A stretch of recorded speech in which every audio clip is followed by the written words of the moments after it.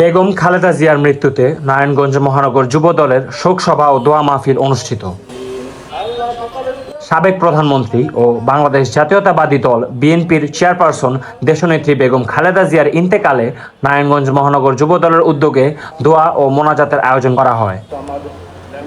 বৃহস্পতিবার 1 জানুয়ারি বাদ আসর নগরীর মিশনপাড়া এলাকায় এই দোয়া মাহফিলটি অনুষ্ঠিত হয়। অনুষ্ঠানে মরহুম বেগম খালেদা জিয়ার বিদেহী আত্মার মাগফিরাত কামনা করে বিশেষ দোয়া করা হয়।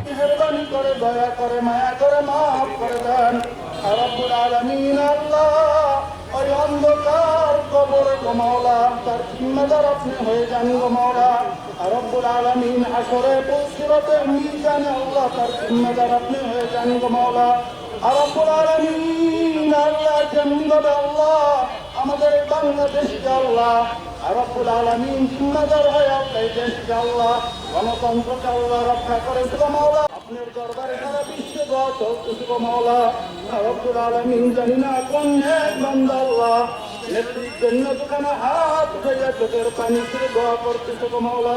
তাকে উঠিলা করে আল্লাহ আমাদের নেত্রী বেগম খালেদা জিয়াকে আপনি মা রহমানের কবরের সবটুকু পৌঁছে দেন রব্বুল আলামিন। তার পরিবার টুকরা আরাফাত রহমান কবরের সবটুকু পৌঁছে দেন রব্বুল আলামিন। আল্লাহ দেশের জন্য আল্লাহ যারা শহীদ হয়েছে গো মাহবুব সকলের কবরের সবটুকু পৌঁছে দেন রব্বুল আলামিন। বিএনপি প্রতিষ্ঠা লগ্ন থেকে যে সকল নেতা কর্মী কবরবাসী হয়ে গেছে আল্লাহ সকলের কবরের সবটুকু পৌঁছে দেন রব্বুল আলামিন। বিশেষ করে আল্লাহ আমরা যারা আপনার শাহী দরবারে যেখানে হাত উঠাইছি আমাদের মাতা পিতা যারা কবরবাসী হয়ে গেছে গো মাওলা সকলের কবরের সবটুকু পৌঁছে দেন রব্বুল আলামিন। আত্মীয় স্বজন পাড়া প্রতিবেশী ভাই বোনেদের যারা কবরবাসী হয়ে গেছে আল্লাহ সকলের কবরের সবটুকু পৌঁছে দেন রব্বুল আলামিন। বিএনপির যে সকল নেতা কর্মীদের জন্য আল্লাহ আপনার শাহী দরবারে যেখানে হাত উঠাইলাম মাহবুব সকলের উপরে আপনি খাস রহমত নাযিল করবেন আল্লাহ। সকল ষড়যন্ত্র থেকে আল্লাহ বিএনপি এবং বিএনপির নেতা কর্মী এবং জনাব তারেক রহমানকে আল্লাহ কিভাবে হেফাজত করেন যারা হাবিবের সিরাজ দোয়াটুকু কবুল আর মঞ্জুর করলেন। سبحان ربك رب العزة عما يصفون وسلام على المرسلين الحمد لله رب العالمين وجعلنا آخر كلامنا عند الموت لا إله إلا الله محمد رسول الله।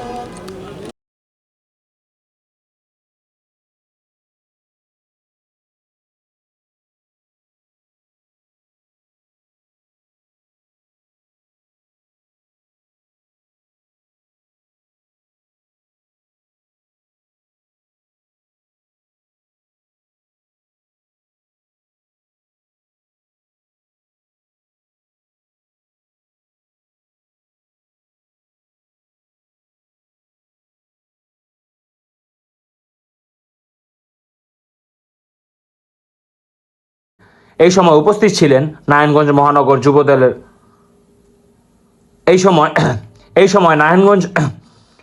নারায়ণগঞ্জ মহানগর যুব দলের আহ্বায়ক মনিরুল ইসলাম সজলের সভাপতিত্বে এবং সদস্য সচিব শাহেদ আহমেদের সঞ্চালনায় আয়োজিত দোয়া মাহফিলে প্রধান অতিথি হিসেবে উপস্থিত ছিলেন নারায়ণগঞ্জ মহানগর বিএনপির আহ্বায়ক অ্যাডভোকেট সাখাওয়াত হোসেন খান। প্রধান বক্তা হিসেবে বক্তব্য রাখেন মহানগর বিএনপির সদস্য সচিব অ্যাডভোকেট আবু আলী ইউসুফ খান টিপু সহ আরো অনেকে।